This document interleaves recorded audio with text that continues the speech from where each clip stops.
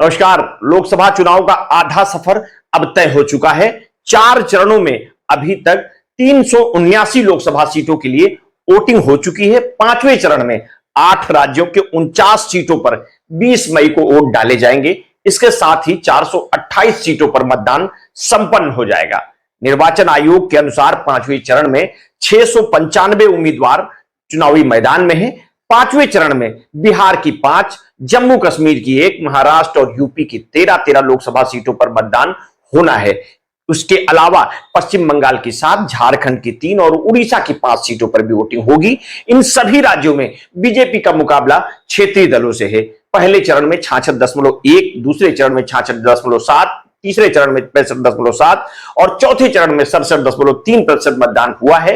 वोटों का यह आंकड़ा पिछले आम चुनाव से कम है। बिहार की हाजीपुर सीट पर भी 20 को वोटिंग होगी, जहां चिराग पासवान उम्मीदवार हैं। 5वें चरण की वोटिंग के दौरान लोगों की नजरें महाराष्ट्र और उत्तर प्रदेश पर टिकी हैं। महाराष्ट्र की 13 सीटों पर वोटिंग से राजनीतिक दलों का भविष्य तय होगा। महाराष्ट्र में 2 गठबंधन एनडीए और एमडीए के बीच कड़ा मुकाबला है। उत्तर प्रदेश में भी कई राजनीतिक दिग्गजों के चुनाव क्षेत्र में वोट डाले जाएंगे। इस चरण में देश के कई बड़े चेहरों का भविष्य ईवीएम में कैद होगा, जिनके भाग्य का फैसला 4 जून को होना है। लखनऊ में रक्षा मंत्री राजनाथ सिंह, अमेठी में स्मृति ईरानी, रायबरेली में राहुल गांधी, मुंबई उत्तर मध्य से उज्जवल निकम, मुंबई उत्तर से पीयूष गोयल, बिहार में सारण सीट से राजीव प्रताप रूडी और रोहिणी आचार्य के भाग्य का भी फैसला होना है। जान लीजिए यूपी की किन किन सीटों पर मतदान होगा। तो आपको बता दें, उत्तर प्रदेश की 14 सीट है जिनमें मतदान होगा। लखनऊ, अमेठी, रायबरेली, मोहनलालगंज, जालौन, हमीरपुर, बांदा, कौशाम्बी, फतेहपुर, गोंडा, बाराबंकी, कैसरगंज, फैजाबाद शामिल है। अब पुराना पन्ना पलट लेते हैं तो 2019 के चुनाव में बीजेपी ने इन 14 सीटों में से, यानी उत्तर प्रदेश की 14 सीटों में से 13 सीटें जीती थी, जबकि रायबरेली सीट सोनिया गांधी ने जीती थी। अब बिहार चलते हैं। यहां 5 सीटें हैं, मुजफ्फरपुर, सारण, सीतामढ़ी, हाजीपुर और मधुबनी। और जम्मू कश्मीर में 1 सीट है, लद्दाख। साथ ही झारखंड में 3 सीटें हैं, चतरा, कोडरमा, हजारीबाग। और उड़ीसा की 5 सीटें हैं जहां मतदान होना है। उसमें है बारगढ़, अस्का, कंथमाल, बोलंगीर, सुंदरगढ़ शामिल है। अब महाराष्ट्र में 13 सीटें हैं, वोटिंग होनी है, जिनमें मुंबई उत्तर, मुंबई उत्तर पश्चिमी, मुंबई उत्तर पूर्व, मुंबई उत्तर मध्य, मुंबई दक्षिण मध्य, मुंबई दक्षिण ठाणे, कल्याण, पालघर, धुले, डिंडोरी, भिवंडी, नासिक शामिल है। वहीं पश्चिम बंगाल की बात करें तो यहां पर 7 सीटों पर मतदान होगा, जिनमें हावड़ा, हुगली, आरामबाग, बनगांव, बैरकपुर, श्रीरामपुर और उलुबेरिया शामिल है। आपको बता दें कि यूपी में काफी हाई प्रोफाइल सीट हैं, जिन पर कई बड़ी दिग्गजों का चुनाव सफर में है, जिनमें रायबरेली से राहुल गांधी पहली बार इस सीट से चुनाव लड़ रहे हैं। वे वायनाड से भी कांग्रेस के कैंडिडेट हैं। यहां उनका मुकाबला बीजेपी के दिनेश प्रताप सिंह से हो रहा है।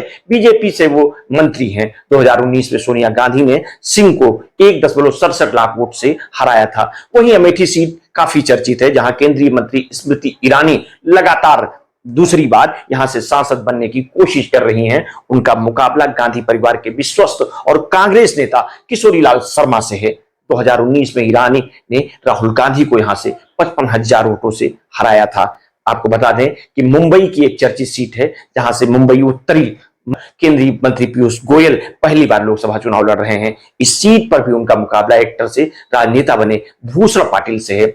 बारमूला की एक सीट है, नेशनल कॉन्फ्रेंस की तरफ से अब्दुल्ला चुनाव लड़ रहे हैं। सारण एक सीट है, जहां पर लालू प्रसाद की बेटी रोहिणी आचार्य आरजेडी के टिकट पर मैदान में है। उनका मुकाबला मौजूदा सांसद राजीव प्रताप रूडी से है, जो लगातार 2 बार चुनाव जीत चुके हैं। लखनऊ में राजनाथ सिंह तीसरी बार मैदान में हैं। अपेक्षाकृत बीजेपी के लिए सुरक्षित सीट माने जाने वाली इस सीट पर राजनाथ सिंह का मुकाबला समाजवादी पार्टी के रविदास मेहरोत्रा और बीएसपी के सरवर मलिक के साथ है। कैसरगंज सीट पर चलते हैं तो आपको बता दें, हाल ही में विवादों से घिरे रहे सांसद ब्रजभूषण सिंह के बेटे करण भूषण सिंह को बीजेपी ने यहां से अपना कैंडिडेट बनाया है। उनका मुकाबला एसपी के भगत राम मिश्र और बीएसपी के नरेंद्र पांडे से है। फतेहपुर में बीजेपी की तरफ से केंद्रीय मंत्री और मौजूदा सांसद साध्वी निरंजन ज्योति फिर से मैदान में हैं। वे 2 बार से ये सीट जीत रही हैं। उनका मुकाबला यहां समाजवादी पार्टी के पूर्व प्रदेश अध्यक्ष नरेंद्र उत्तम पटेल से है।